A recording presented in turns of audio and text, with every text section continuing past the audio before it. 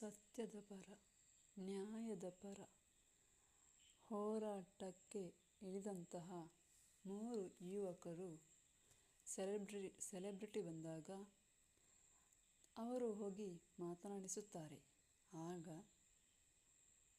60-80 ಇರುವ ಗುಂಪು auto, bike, lorry, ಕಾರ್ನಲ್ಲಿ ಬಂದು ಮೂವಿಯಲ್ಲಿ ಆಗುವ ರೌಡಿಗಳ ಥರ ಬಂದು ಅವರ ಮೇಲೇರಿ ಹಲ್ಲೆ ಮಾಡುತ್ತಾರೆ ಮತ್ತು ಅವರನ್ನು ಹಿಗ್ಗಾಮುಗ್ಗಾ ಥಳಿಸುತ್ತಾರೆ. ಇದನ್ನು ಕಂಡು ಮನಕರಗಿದಂತಹ ನಮ್ಮ ಸೆಲೆಬ್ರಿಟಿಯು ತುಂಬ ಬೇಜಾರಾಗಿ ಅಲ್ಲಿಂದ ಹೋಗುತ್ತಾರೆ. ಸತ್ಯದ ಪರ, ನ್ಯಾಯದ ಪರ ನಿಂತಕ್ಕಾಗಿ ಇಂತಹ ಹಲ್ಲೆ. ಹಾಗಾದರೆ ಈ ಆಗಸ್ಟ್ 15ರಲ್ಲಿ ಸಿಕ್ಕುವ ಸ್ವಾತಂತ್ರ್ಯ ನಾವು ನಗುಮುಖದಿಂದ ಸ್ವೀಕರಿಸುವುದಾದರೆ ಹೇಗೆ? ನಮ್ಮ ಮನಸ್ಸು ತುಂಬ ನೊಂದುಬಿಟ್ಟಿದೆ.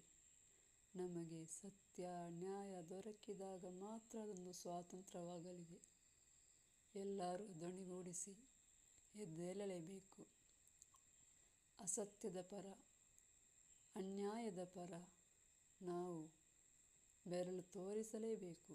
ನಮ್ಮ ಈ ಗಟ್ಟಿಮುಟ್ಟು ಮನಸ್ಸಿನ, ನಮ್ಮ ಹೃದಯವನ್ನು ಗಟ್ಟಿ ಮಾಡಿಕೊಂಡು ನಮಗೆ ದೇವರು ಆತ್ಮಬಲ ಮತ್ತು ದೈವಬಲ ಜಾಸ್ತಿ ಮಾಡಲಿ ಎಂದು ಇಲ್ಲಿ ನಾನು ಪ್ರಾರ್ಥಿಸುತ್ತೇನೆ.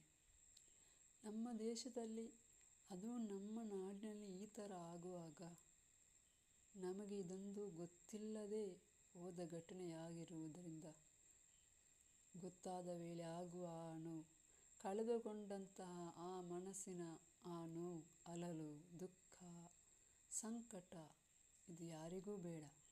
ಇನ್ನು ಯಾರಿಗೂ ಹೀಗಾಗುವುದೂ ಬೇಡ. ಸತ್ಯಮೇವ ಜಯತೆ. ಸತ್ಯವೇ.